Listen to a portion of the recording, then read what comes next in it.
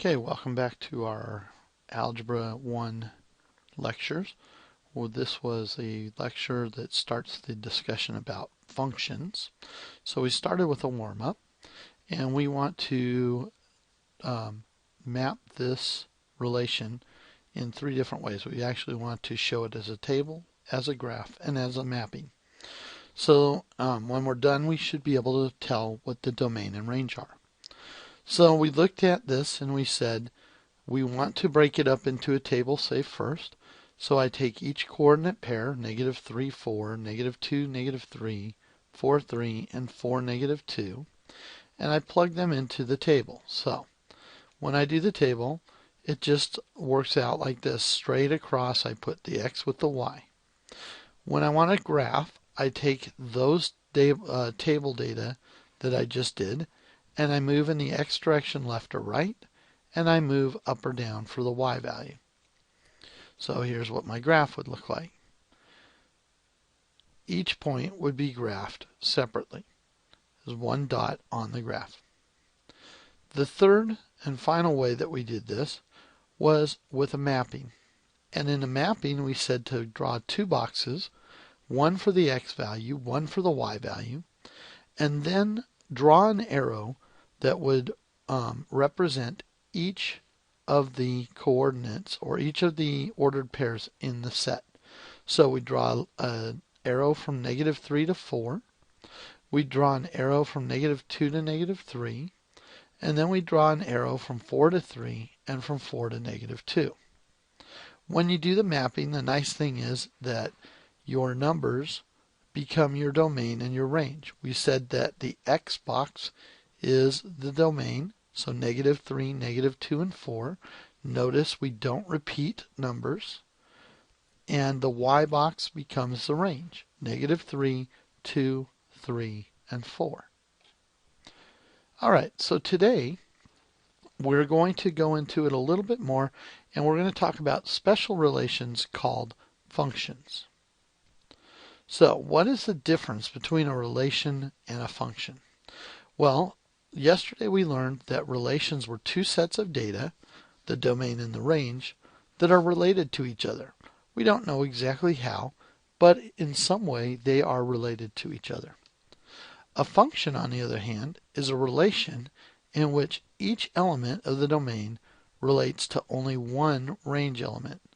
So what does that mean? That means that if you look at every x value in the function, you will have only one y value in the function. So let's look at some examples and show you what we're talking about. All right, so remember this. In a function, each x value has only one y value.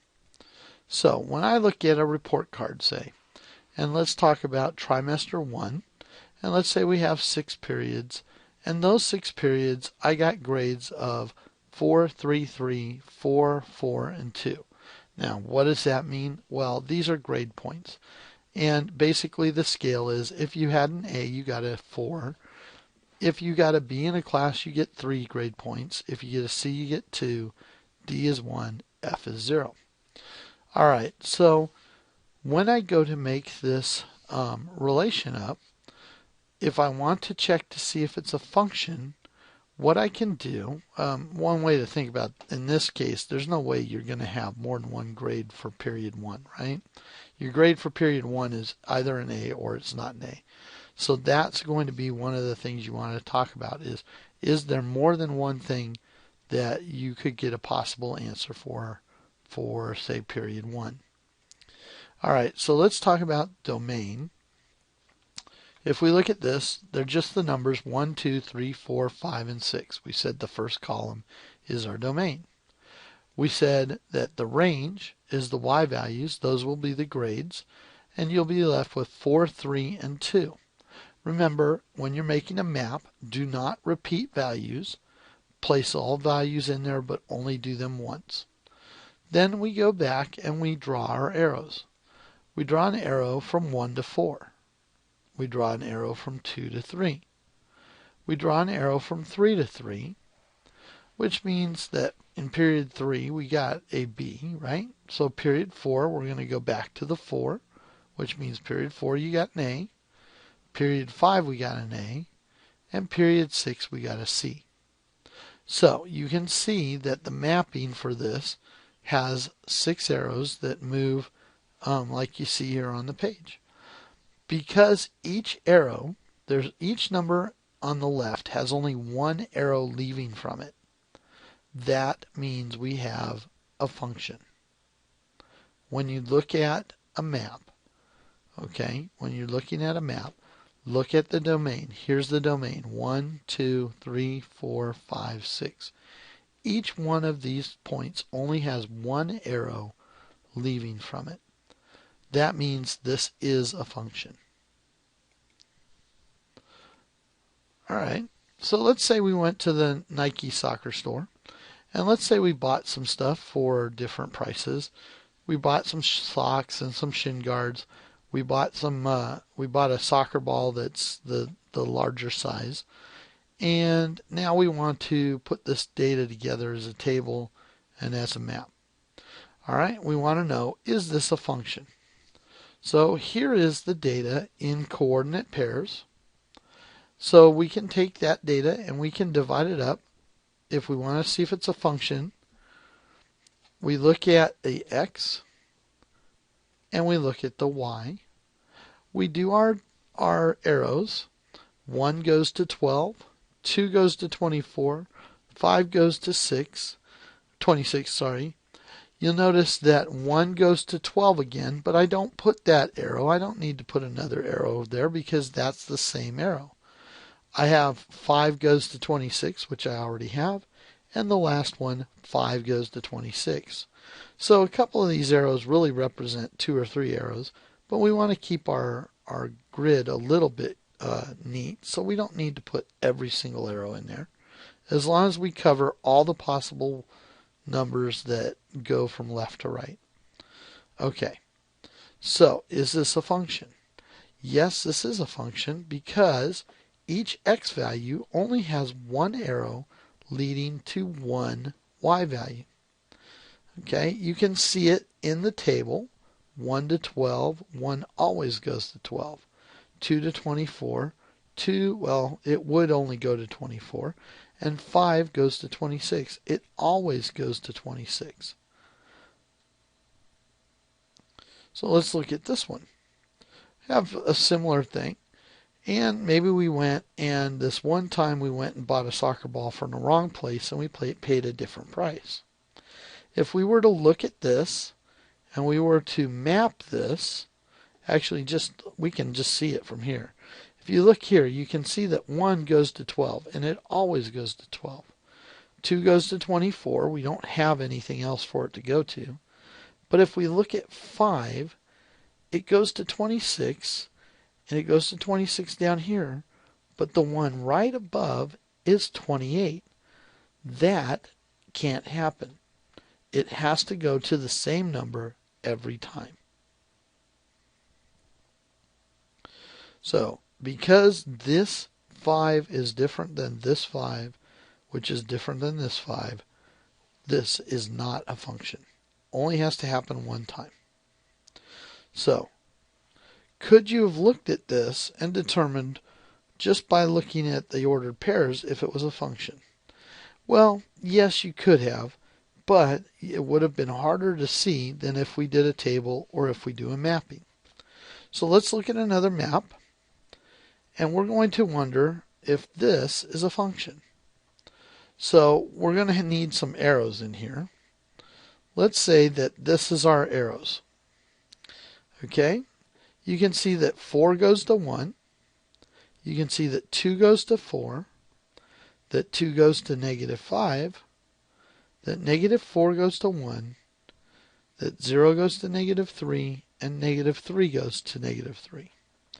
All right. When we look at this, we say this is not a function because 2 of the domain values, all right, or the domain of 2, I'm sorry, has 2 different values for the range, 4 or -5.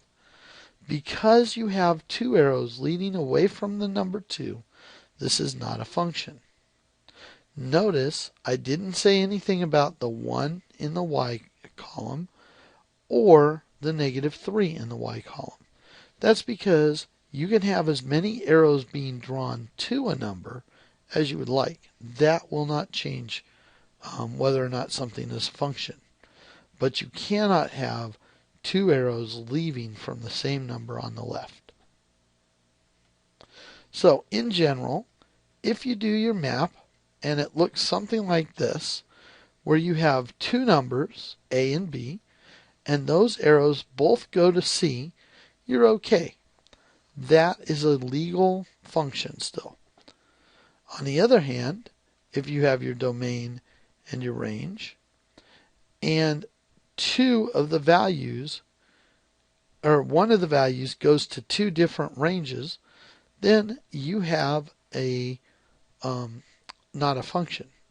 It's still a relation because numbers are related to each other, but it's not a relation that we would call a function. All right, let's look at a couple examples.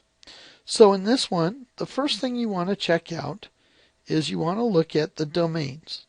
The domain is -2, -1, 0, 1, and 2.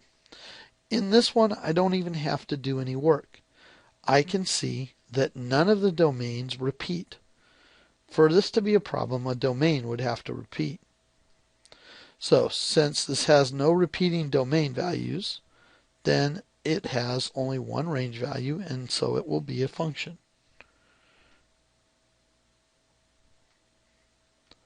Let's look at this one. In this example, it's hard to see exactly what's going on, so let's go ahead and graph it. Or I'm sorry, put it in the table. You could graph it too. And you get the following information.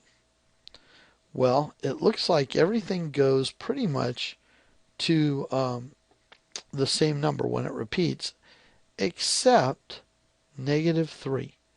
If you look at -3 very carefully, you see a -12, I'm sorry, a +12 and a -12. That's not good. So because you have those two things, we would say that this is not a function.